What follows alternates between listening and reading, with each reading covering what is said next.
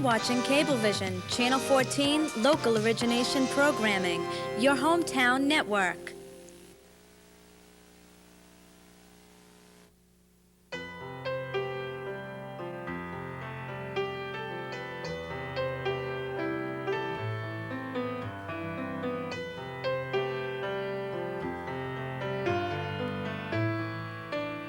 Welcome to Mind Over Matter, a unique show brought to you by the Norfolk Alliance for the Mentally Ill.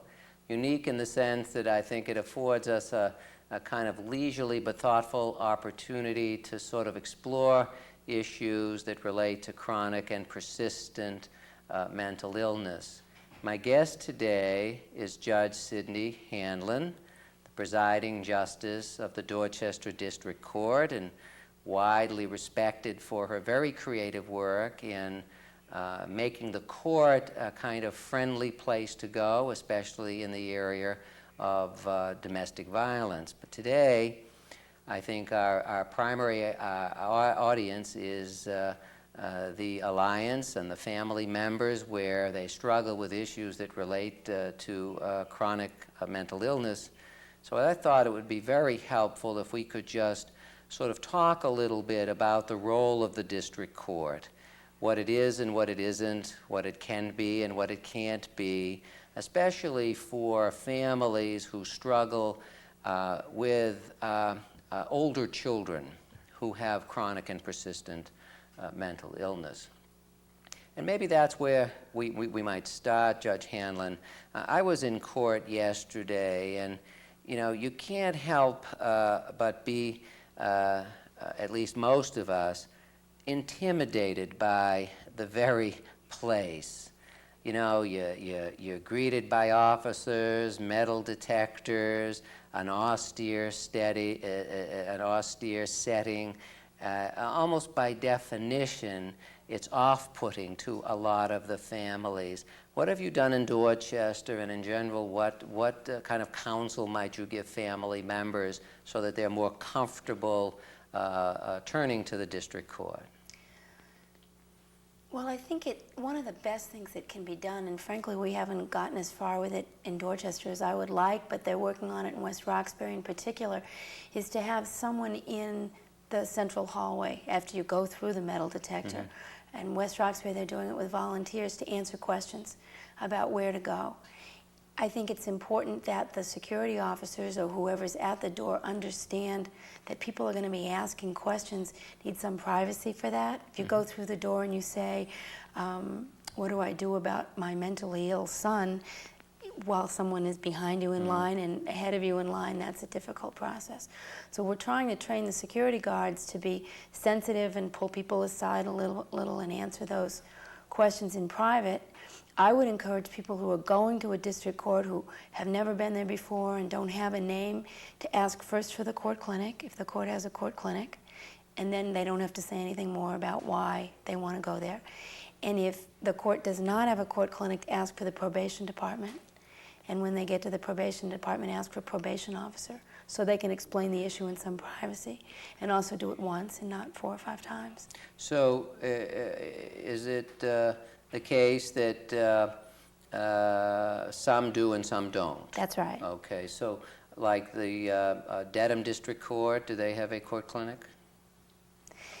Every court has people available to see people. Okay. To be honest with you, Dedham traditionally has had mental health facilities available, and I think there's been, in particular because Judge Richardson, who just retired, was the chair of the District Court Committee on Mental Health. I'd be surprised if they didn't have a pretty good system. Okay. So whether they have it or not, the service is available and people can go and request? Yes, and perhaps they call a clinician from another court, but particularly in Dedham where there's a probate court right there, my sense is that they would certainly be able to answer that question pretty quickly. Okay. And before we get down to some of the fine-tuning in our discussion, I mean, generally, when might family members think about turning to the court for some kind of help? I think I can see at least 3 situations. The most important theme in almost all of the kinds of cases that the district court can get involved in is dangerousness. That is, there's an exception to that, and I'll talk about it. But for the most part, even if someone's very ill, unless they're a danger to themselves or to others, there's often little that we can do. I think the exception is if the mentally ill person commits a crime, even if the crime doesn't involve dangerousness. But they could honestly be charged with, say, malicious destruction, breaking windows in the car, or doing something that's otherwise a crime. Threats? Certainly. But threats also involve the element of dangerousness. Okay. It doesn't have to be violence already inflicted, but the threat of dangerousness. So that most of the kinds of commitments and responses that we can do, if somebody's not dangerous, we can't do something. But if they're otherwise charged with a crime, we can. Someone, however, who is harmless and ill and not a danger even to himself or herself, often I think it's worth trying. Come and see if there's something that we can do or referrals that we can make. But often there's very little we can do. So the court could be a friendly resource, even if dangerousness isn't the particular threshold question? Absolutely. I would hope my court always would be, and I think for the most part the district courts work hard at doing that, to say, actually we're not going to be able to be helpful, but we do know this person at the Department of Mental Health, or we could give you a referral. We work fairly closely with most of the local service providers. So someone in Dorchester, I would hope, would call Dorchester Counseling or would call the Codman Square Health Center and see if someone could see someone and talk about what could be done.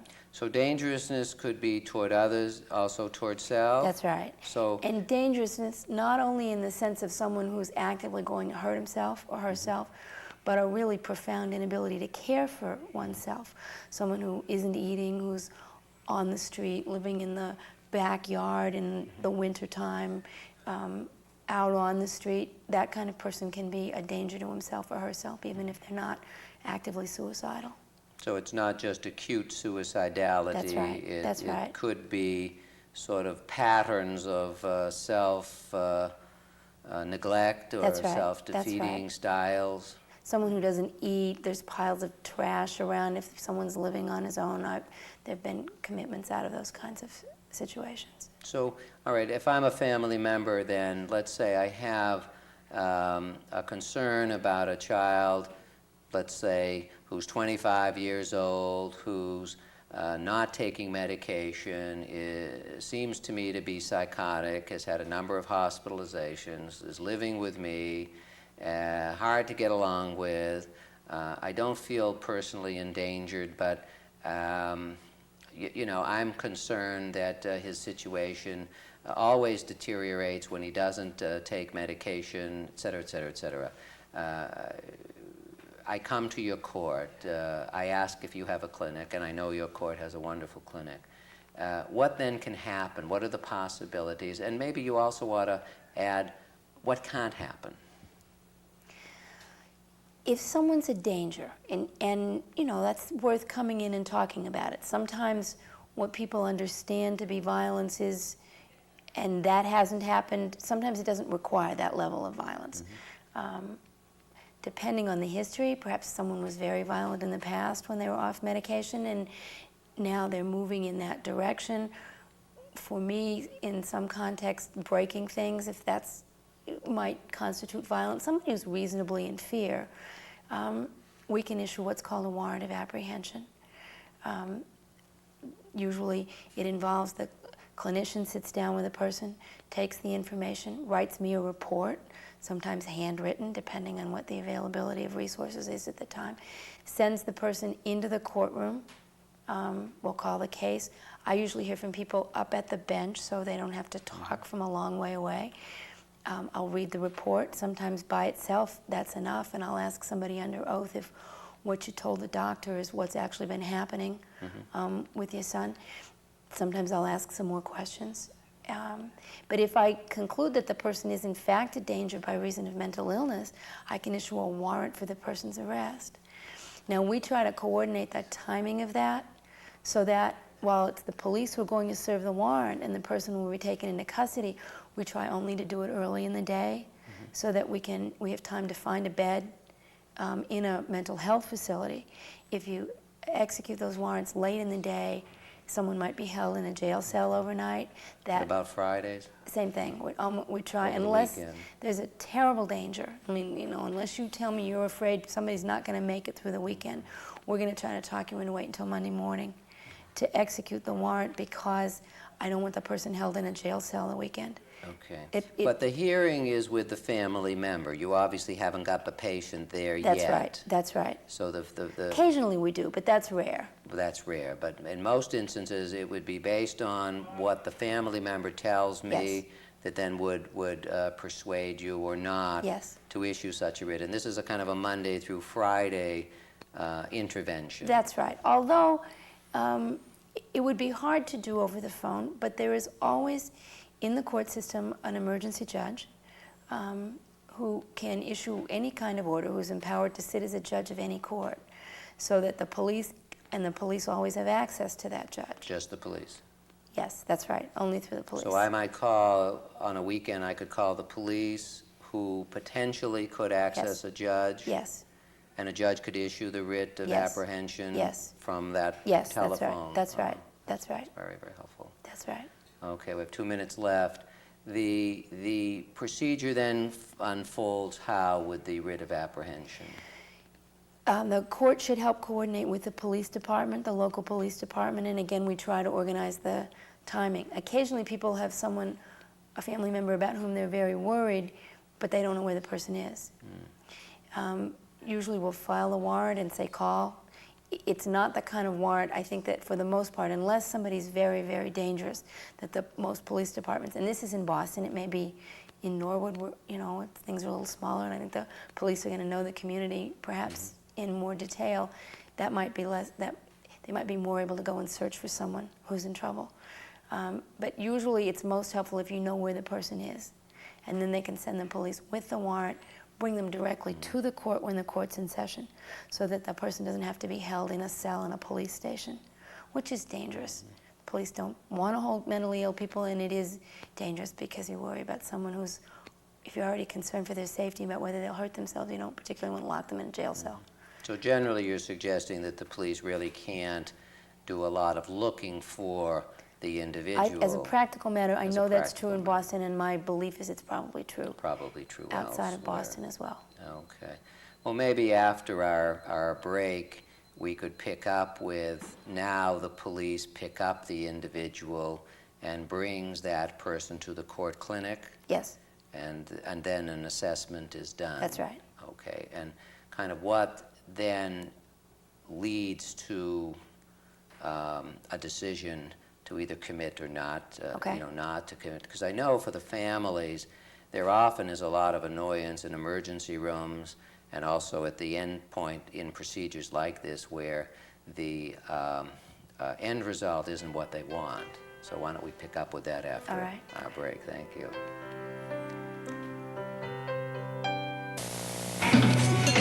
I'm glad we finally got together. Me too. Would you excuse me? Sure.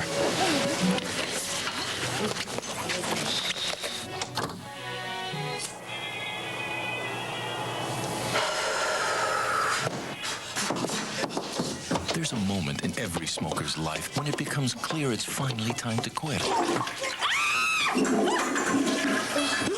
If it hasn't happened for you yet, it will.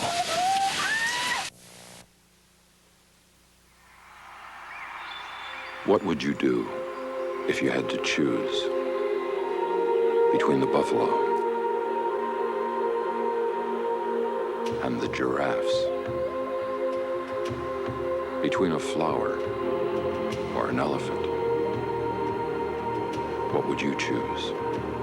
What if you had to decide between a 100-year-old tree and a 1,000,000-year-old beach? Between drinking clean water or breathing clean air? Would you make the right choice? Would there be a right choice? Now there's a way to help. Not just one, but all these things. EarthShare, the world's leading environmental groups working together. It's one choice we can all live with. Ask your employer about workplace giving. Someone once said, We all come into this world alone, and we leave the same way.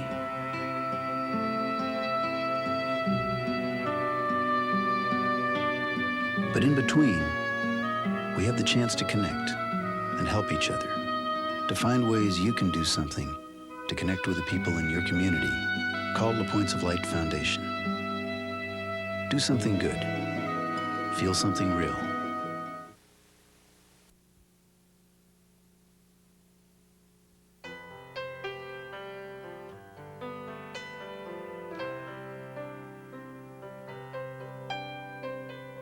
So, Judge Hanlon, we were going to pick up with sort of a discussion about the writ of apprehension, and the family member has met with you or some officer of the court and convinced that party that a writ should be issued.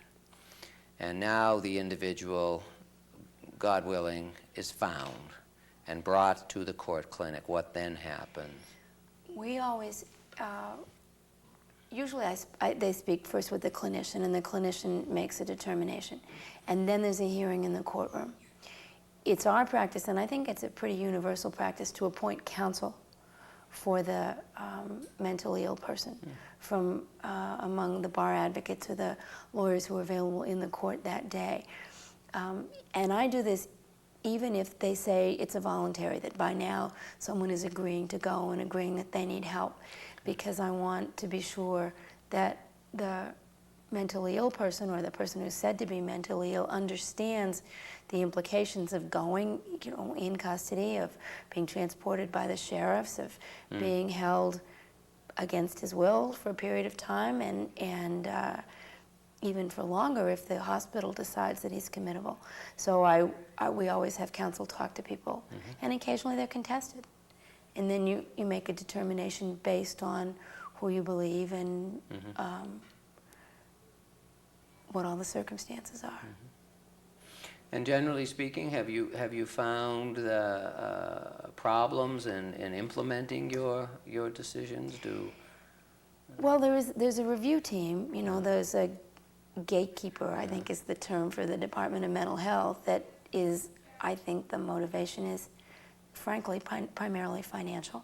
And they decide whether, in fact, they're going to admit somebody. So I have had people who I committed who went by way of the team evaluation and were home before I was that night. I know that's frustrating to everybody involved in the process, but that's the reality of, I think, at least So the it's way not we've an absolute process. That's right. I don't have the final say. You don't have the final say. In fact, I think over the years, courts have had progressively less say, and the people at DMH, particularly people in charge of the financial end of it, have had progressively more say. Well, let's up the ante a little bit. The individual is now before you because he has committed a crime. Not a serious crime, but he's committed a crime sufficient to trigger an arrest or trigger his being before you. What are your options then? If the person appears to be mentally ill, the first that I hear of it is usually from defense counsel or from the probation department. Probation interviews everyone who comes in accused of a crime, and they may pick up something in the person's demeanor or behavior. Or the family member may come and say to the probation officer, he's really very mentally ill, this isn't really him, he's off his medication. If he were taking his medication, this would never have happened. Or the police may, something brings it to our attention.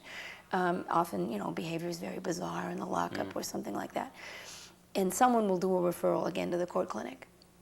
And then I get, in pretty much the same way, person also is represented by counsel. And there's two issues that they look at. The first issue is competency, and that is ability to understand the criminal process, to work with the lawyer. People have to be very ill to be not competent. I mean, frankly... You have a high threshold for that. Yes, I mean, that's just in terms of understanding, what the role of the judge is, what the role of the lawyer is. People have to be very ill or very psychotic to not be able to answer those questions in a oriented to, know what day it is and where you are, that kind of thing. The second question is whether the person was criminally responsible for the criminal act, and that's something that's supposed to come only from the lawyer. That is, that's a defense to the crime. And some lawyers, many lawyers, choose not to even look at that at an early stage, but see if they can get their client found not guilty or released without resorting to that, because once you start the process with the mental health system, it is possible the client would be committed when in fact he or she might have been found not guilty because they didn't do it or there was something wrong with the search. There's a kind of a middle ground of people who we come to our attention from this process that we then become concerned that they're very mentally ill and they become committable another way. Or they go for a competency evaluation because they seem really to be mentally ill even though they're probably competent. And so they go for a 20-day period. Where? 20-day period. It depends on the catchment area in the local court. In Dorchester, most often to either the Lindemann or Solomon Carter Fuller. People who are thought to be mentally ill and really a danger go to the Bridgewater State Hospital for that evaluation. Now, is that a decision the court makes? Yes. As to where? Yes. Although as to Bridgewater or not, yes, that's a court decision. Usually I rely very heavily on the clinicians from the court clinic. They have a sense of the populations in each place, and if someone, notwithstanding some acting out and some low level of violence would be, say, manageable at the Lindemann. But the question of what facility, if it's not Bridgewater, is determined by who has a bed available. Okay. And is that insurance related at all? Well, in my court, almost no one has insurance. Okay. So, yes, if the family did have insurance and you could arrange a private placement and and the insurance could okay it, yes, that would have quite a lot to do with it. The competency assessment could be done even at a private facility? Yes, absolutely. Okay. Absolutely. All right. Have you, just about Bridgewater, because that's kind of a pet project of mine, and actually I work with Representative Kay Kahn, who will be a guest on this show at some point, about improving the quality of care at Bridgewater State Hospital. Have you had problems getting people into Bridgewater State Hospital? No, I have not had problems getting people in. And I haven't had real problems with the state hospital. When we talk about the Section 35 commitments, I've had some concerns about that. About that part of it. But for the most part, from the state hospital, and I've gotten fairly good reports back, too. Both when I send people, sometimes you send people as an aid in sentencing after the process, once people have been found guilty, and get some treatment recommendations. But you have a preference for a civil facility Yes. as opposed to Yes. the Department of Corrections Yes. forensic facility? Yes, Okay. because you don't want to put people at risk in the state hospital, and you don't want to use up those slots if someone can be managed someplace else. And these 20-day competency evaluations, they often get extended to 40? Not anymore. Not anymore. We've been particularly had a real good relationship with the Lindemann. For our part, we try to be sure the person keeps the same lawyer, so there's some continuity. They've asked us to do that, and we've worked at that. And we've been, for the most part, getting people back within the 20 days. If we get them the information, we've been getting the reports back within the 20 days. Okay. And if somebody then is found not competent to stand trial, what happens? Usually they come with a recommendation. And there's another procedure for committing somebody, either for releasing somebody who's not thought to be a danger because with any luck in the 20 days the person's been stabilized on medication, they were not competent. They can be held until they are competent in a mental health facility, although not for longer than they could have gotten as a sentence on the underlying Although years ago offense. that was not the case. Yes, Yeah. yes. Most often, even if people are not competent, they become competent during the course of the commitment because they go back on the meds. And So then they have the pleasure of a trial. yes, Okay. yes. But often, the offense for which they were arrested, and particularly with people mentally ill, it's not a serious crime. Now, there are, serious crimes Sure. of violence or sexual assaults. But quite frequently, you see people who have, in fact, been arrested for what was a crime, and it was an appropriate arrest. But it was a trespass or a possession of marijuana or I I remember someone who was accused of mooning outside a local hotel. It was really not a pretext, but they were using a lawful arrest to get the person before the court to try to get the mental health services that the police felt the person needed. What do you think the person was doing? Do you think the person might have been doing the same thing? Perhaps. Like a cry Possibly. for help? Possibly. Right. Because, you know, it's certainly been my experience that a lot of patients have really been shut out of the civil system because it's hard to get in. Yes, The gatekeepers yes. are very strict. And many people are basically, I think Jesse Jackson said, committing crimes because for them it's a step up to basically enter the criminal justice system. Is that your experience? I don't know so much recently because I don't tend to know what the judge hears is fairly limited and limited to. But I know when I was a prosecutor, there were certainly times when I had at least 2 sexual assault cases when I worked in the Norfolk County DA's office, and this is 15 years ago, where people had gone to try to get committed, were refused, and then assaulted people very shortly thereafter. Right. To assure. Yes, I believe, at least in part, Yeah. Yeah, I've seen a lot of that, yeah. So we've got about 2 minutes left before our next break. Again, back to the families. The families know the individual family member does well on medication, won't take medication. Can the courts help with that? Yes. What we do, especially in Dorchester, and I think other courts do this, is a kind of, even if somebody's not competent to stand trial, you can do pretrial probation if the person agrees and the lawyer agrees. So I would say to someone, look, we're not going to try this case. We're going to put you on probation. You have to take your medication. You have to go to your appointments at Dorchester Counseling. Yes, and if you don't do that, we're going to bring you back here and have a trial. And that could include insisting they take their medication? Yes. Now, okay. The defendant could say, no, I don't want to be on pretrial probation. I want a trial, and I want my chance to be found not guilty. And then we would, if the person's competent, we would have to give him a trial. But quite often, in order to avoid the stigma of a conviction, people are willing to agree to do that. Then there's no, it would still show as no criminal record, there's no convictions, there's no real possibility of going to jail until after a trial, which gets postponed indefinitely, or not indefinitely, we would say 6 months or a year, something like that, depending on the circumstance. We have done that with people who are also mentally retarded. You know, you have to live in this place, and you have to follow the rules, and you have to do this and not get arrested for anything, and not go back to your sisters, or that kind of thing. If someone is not competent, this is kind of the last question for this segment. If someone is not competent, do they necessarily have to go to a hospital? No.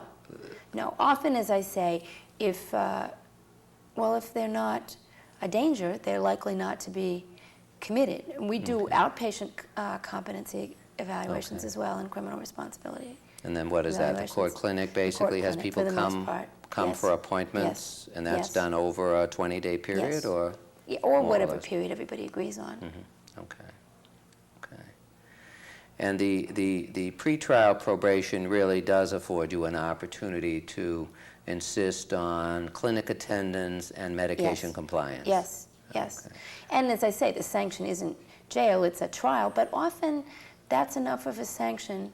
The sense of a judge in a robe in a courtroom is often very much impresses on the patients the seriousness of the process, and we've had very good luck with getting compliance. No, I know you have. Okay, well, we'll continue after the break. Thank you.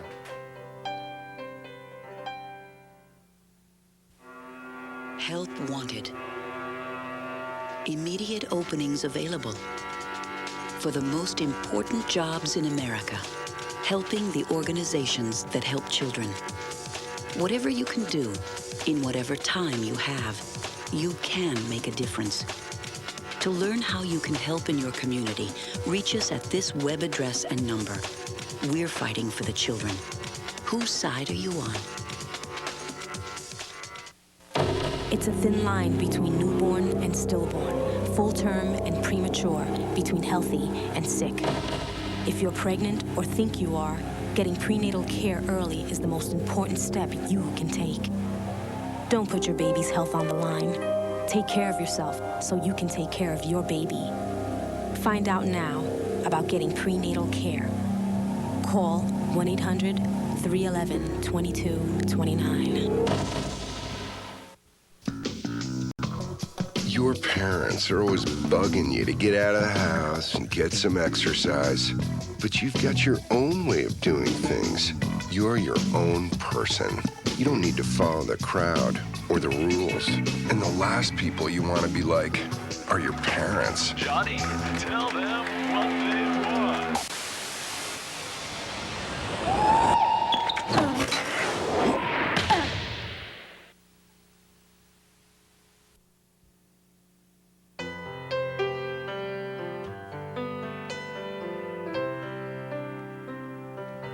All right, another area that I think is of concern to family members, and actually I think it continues to be, even with some experience in the field, a mystery to me, has to do with the Section 35s and what to do when substance abuse is a big part of the problem. The role of the court and what a Section 35 is, what it isn't. Could you please elaborate? Section 35 is a section in Chapter 123 of the General Laws that enables a judge to commit someone for a period not to exceed 30 days who, by reason of drug addiction or alcohol addiction, is, again, a danger to himself or others. And it's pretty much, in practice, the same standard. Someone who is violent, someone who is suicidal, someone who is so involved in the addiction that they are really unable to care for themselves. Okay. So we have local shelters, frankly, coming to us for Section 35s occasionally when they have someone who is, living on the street with pneumonia in the wintertime in order to stay actively drinking, for example, or drugging, but more often in that group with actively drinking. Okay, so let's be very nitty-gritty. How do they get one? First of all, who can apply for one? A family member can apply, a police officer can apply, a mental health professional can apply, probation officers occasionally. I mean, and it's pretty much the same process as a warrant. I mean, in fact, it's a warrant of apprehension under the different section. So it's pretty much the same process. You would go to the court, you would ask to speak to someone in the court clinic or someone in probation if there's no court clinic, go before the judge, explain the problem, would issue a warrant. Again, we would try very hard not to have somebody detoxing in a jail cell overnight. And depending on how do you handle that piece of it? Primarily through timing. Again, unless somebody's in very great danger, we would try to do it in the morning so that you can bring somebody to the court, have the court hearing, have the people in the court clinic start calling for a bed early in the day, and not go at 7 or 8 o'clock at night where somebody would be held overnight in a jail cell, because that's really not safe. For men, if the commitment is to the Bridgewater Addiction Center, different facility in the same town, complex, but a different facility than the Bridgewater State Hospital, I can be pretty much assured of a bed. I will tell you that not so much this last year or two, because we've been careful about who we sent there, but I did send people on so-called civil commitments, because people can go on a Section 35 if they're charged with a crime as well, who were in fact hurt at Bridgewater State Hospital. There were fights with other people who were committed there. At the addiction center? At the addiction center. Okay. Right, at the addiction center. And the person who hurt them, I'm told that there is some overlapping time in recreation and other times with people at the state hospital. And who actually hurt whom, I can't tell you.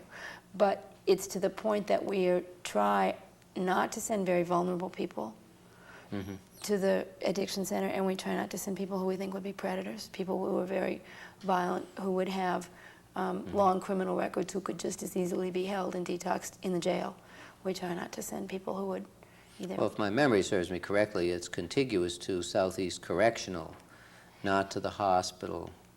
That may be, but I don't believe they have... Oh, well, it may be, and I could be wrong. They may, but I do understand they do mix populations to a degree at some time during recreation. So you have some concern about yes, safety. about safety. Okay. Now, on occasion, we have someone who's in such danger because of the drinking or the drugging that we're just afraid they won't live. I mean, again, the people who are on the street, it's January. I had someone who, you know, came in with a broken hip and had been on the street for a long time, and we just felt that we couldn't, you know, he was in very great danger of dying if we didn't send him, so we did. Okay. So even with the Section 35, if someone has insurance, there are Yes. private options? Yes, yes. There's a range of possibilities, civil as well as Bridgewater. That's right, that's right. The addiction center. The most troublesome thing, and actually this is true across the board with women, is that there are not secure facilities for women. Okay. I think there are maybe 5, and that's very recent. Dual diagnosis beds for the most egregious cases. But the frustration for everyone in the system for quite a few years, particularly with substance abusing women, has been I send them to a place that they can then walk out of. So that most of my women go to DIMIC. We have tried on occasion to send people far away, so it's not as easy to walk out and know where you are, but they're not secure facilities. They're not secure. They're not secure, which means that people walk away. Do you still have the option of sending them to Framingham State Prison? Not really. I mean, I think that, I think for the most part they get, I mean, it would go through DMH, and I think they always get diverted. Okay. But years ago, that was That the was an place. option, and there was a lot of concern to have people who were basically substance abusers locked up for 30 days in a prison. And I understand the concern, but I have, you know, seen pregnant addicts arrested for prostitution, put them back, you know, send them for detox, get them back, picked up, you know, within the week, back on the street.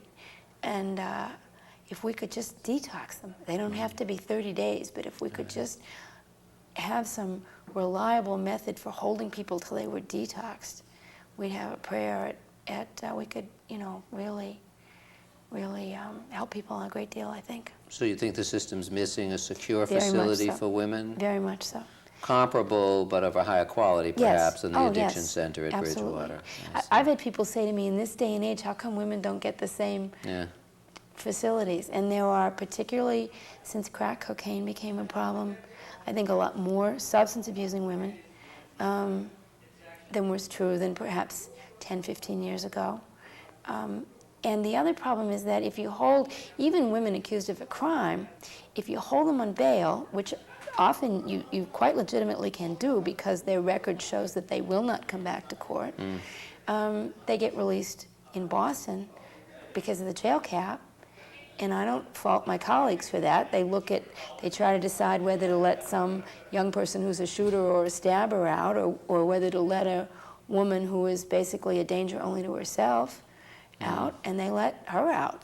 And I understand why they do that, but the reality is then she doesn't come to court, she picks back up, she's back on the street. And we have, for as long as I've been involved in the system, about 20 years, needed secure facilities for women. Now, do the court clinics, are they able to provide treatment? Are they able to follow people, at least for a short? Not at all? Not at all. We have, I mean, I think, in fairness, I do think they do, they try to do several visit kind of assessment and referrals as opposed to just triage. But in fact, as I understand the policy from DMH, it's been not to provide treatment out of the court clinics, but really to have them be primarily a referral service. So most of the court clinics are either DMH directly funded or DMH subcontracted? Yes. It's their responsibility. Yes, forensic mental health. It's in their domain.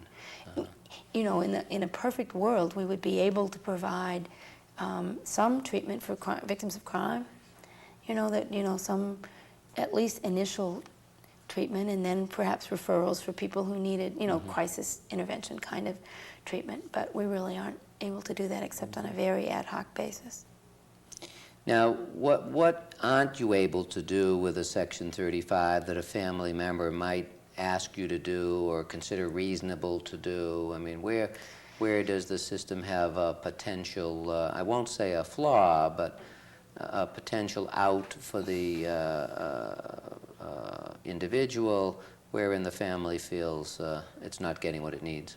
Well, one, as I say, for women, they can almost always walk away. Even, you know, and the dual diagnosis areas, people who are mentally ill and substance abusing are the most troublesome to find an appropriate placement for.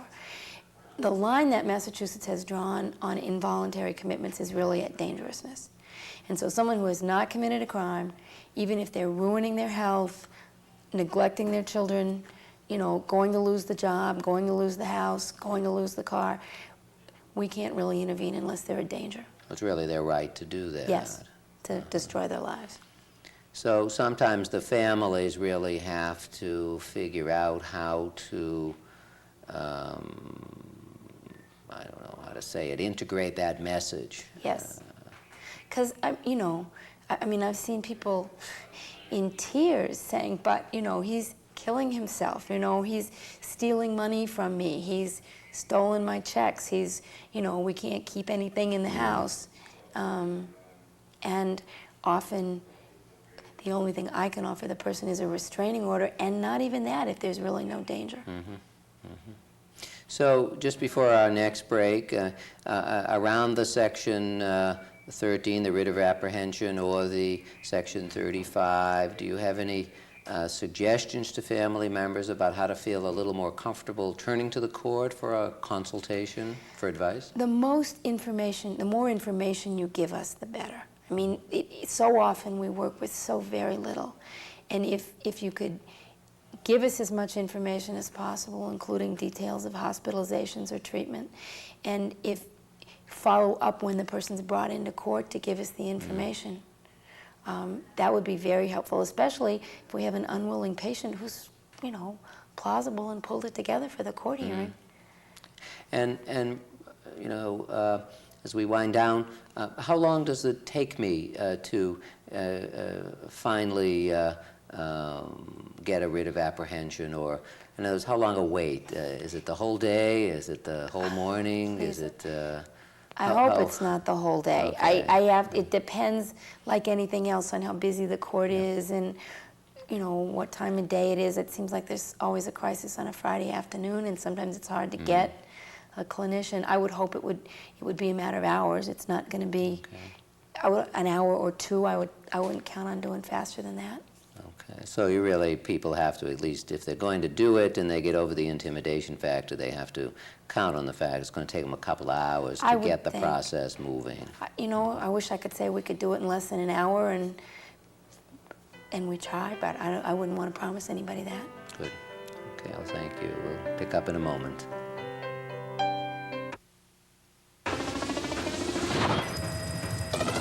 Give me a heading, Bill.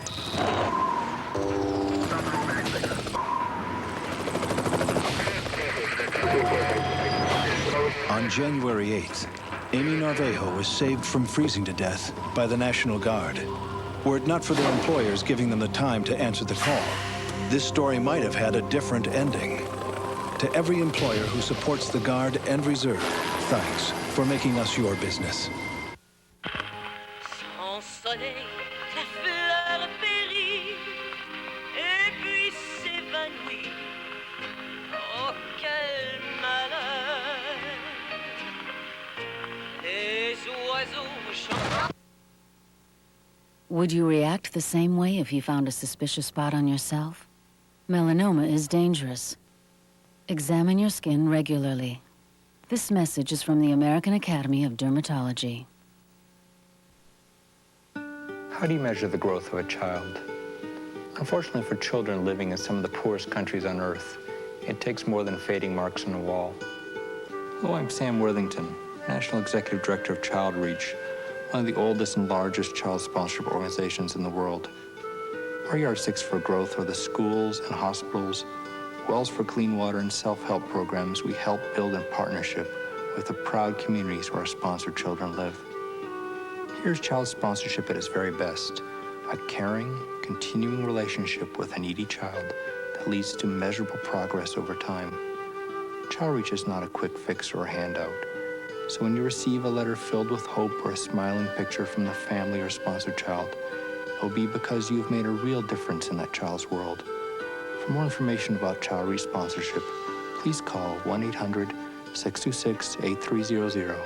Child Reach Sponsorship, It works.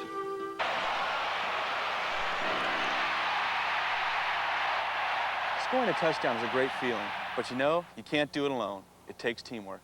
Hi, I'm Brent Jones of the San Francisco 49ers, and my friend here is from Guide Dogs for the Blind. These dogs help provide safe travel for people who are visually impaired. By law, they are allowed in stores, offices, restaurants, and on public transportation. So be a part of the Guide Dogs team.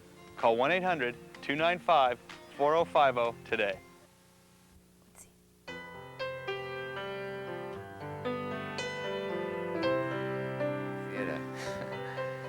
All right, well, in our last segment, Judge Hanlon, I'd like to approach a subject which I know is really high on the agenda for the Alliance for the Mentally Ill, and that has to do not with inpatient commitment, but with the concept outpatient commitment.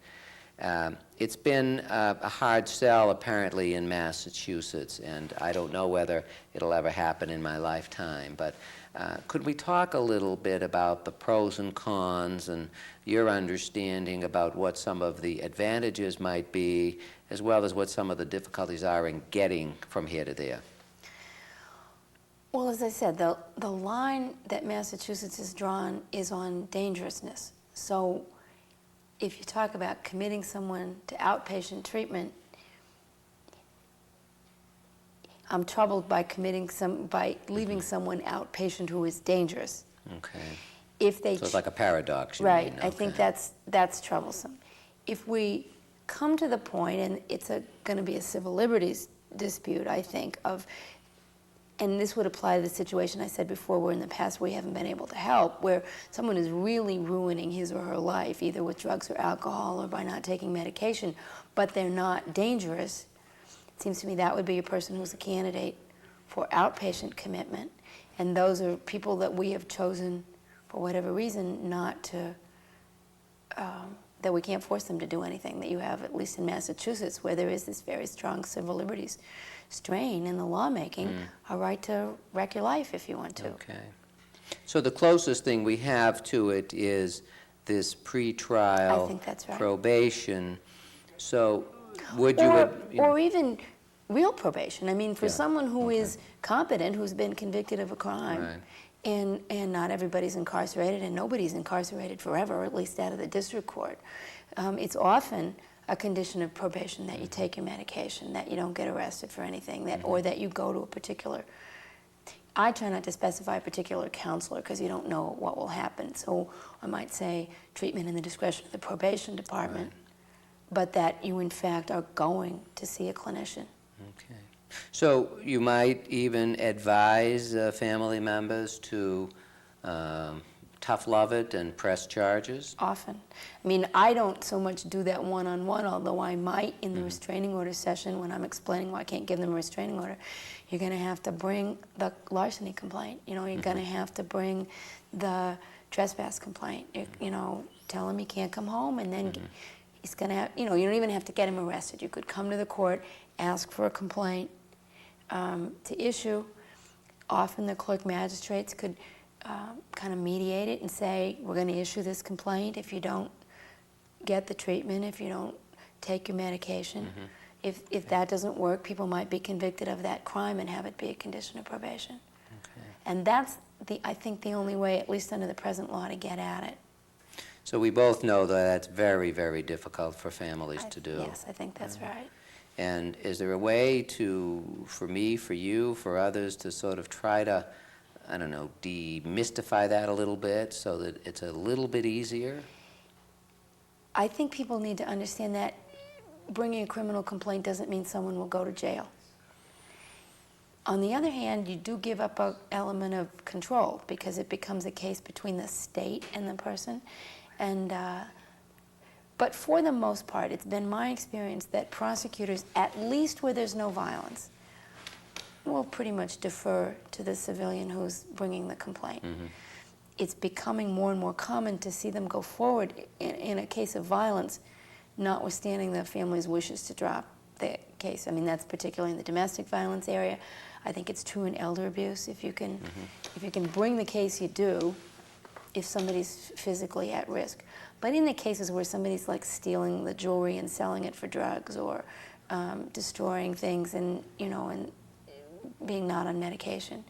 I think pretty much the prosecutors do work with the families, and you could call it off if you wanted to. And not everyone is prosecuted. In fact, most people who are prosecuted do not go to jail. But technically, it is, at least on the surface, a crime Yes. to steal jewelry and Yes. to threaten family Yes. members and disrupt Yes. family furniture. Saying something, saying that you're going to commit a crime. You know, I'll kill you, I'll hurt you, I'll run you over for that, you know, with a car, I'm going to stab you. That's a crime. That's a threat. And a lot of people don't understand that it's not some people think that it's not a crime unless you actually stab someone. Yes. If I say I'm going to stab you and I make you afraid that I will, or I raise this flower plant pot and put it over your head and as if to hurt you and make you afraid, that's an assault. Okay. And those are crimes. So that for families could be their Yes. opportunity to Yes. get help for a Yes. resistant Yes. family member. Yes. Okay. And do you think that outpatient commitment is ever likely to happen in Massachusetts? No. I mean, I think that the civil libertarian streak is so strong. It's the reason I believe that we don't have secure facilities for women. It was resisted under a, I think, very mistaken feminist mantle. I consider myself a feminist, but I don't think you do women any favors by not at least holding them so you can detox them. But that was and it's been so strong that notwithstanding 20 years of efforts of trying to site a facility, it's in the last 12 months we got 5 beds statewide that you could hold somebody. And that's people who are thought to be a danger. And it's true of women who are mentally ill as well as women who are substance abusers. You can't hold them except in the context of a criminal prosecution. There's no way to hold somebody in a therapeutic setting, a woman in a therapeutic setting who's mentally ill. So in many ways now we're back to where we started as we wind down. You're suggesting that what I was referring at the beginning to the intimidation factor, slightly different spin, the authority factor, that sometimes just the sheer force of the court's decree or the weight of the court can sometimes get people to start taking better care of themselves. I think it would help with most people. There are going to be some people who are so ill they don't hear you or they don't care. But quite frequently, I think, particularly if we have a good referral, I think we can help people a lot. And that's been your experience? Yes, it has been. Are there any words of wisdom, counsel to family members about using facilities like your court, like our court here in Dedham, to basically get family members served? I think it's like anything. The squeaky wheel gets, people respond. So, in an appropriate way, the more you tell us, the more you explain the problem to us, the more you ask for help. If we can give it to you, we will. And if we're choosing between someone, we hear from once and who goes away, or someone who comes back again and again and works with us to find a way to do it, we're going to help the person who comes back. I think it's worth being, I'm not suggesting people be harassing or abusive, and I know that frustration sometimes leads people to be those things, but I am encouraging people to be persistent and to give us as much information as they can. Now, a couple of minutes left. Section 12s, what are they and what aren't they? Because they're the quickest vehicle for at least getting somebody evaluated in a civil setting. What are your thoughts about the strengths and weaknesses of that particular section? The pink paper. Yeah, okay, I was going to say I should be sorry. better as a judge on numbers. Right.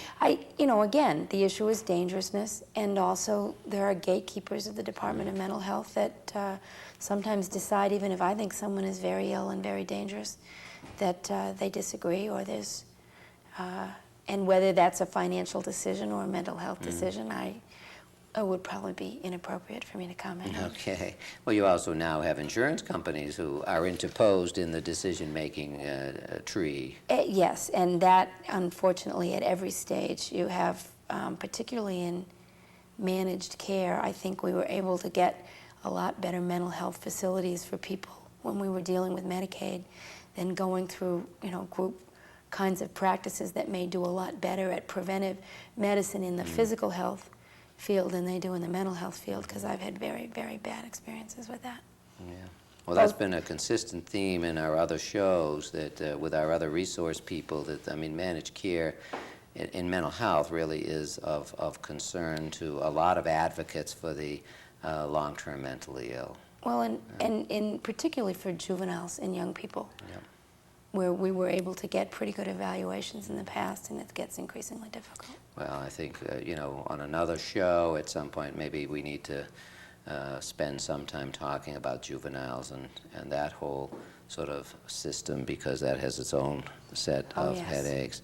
Well, listen, let me thank you for generously making yourself available. It's always a pleasure to work with you anyway, and I'm particularly pleased that you were able to sit here today and talk to members of the Alliance and family members, and I found it very helpful, and I'm sure they did as well.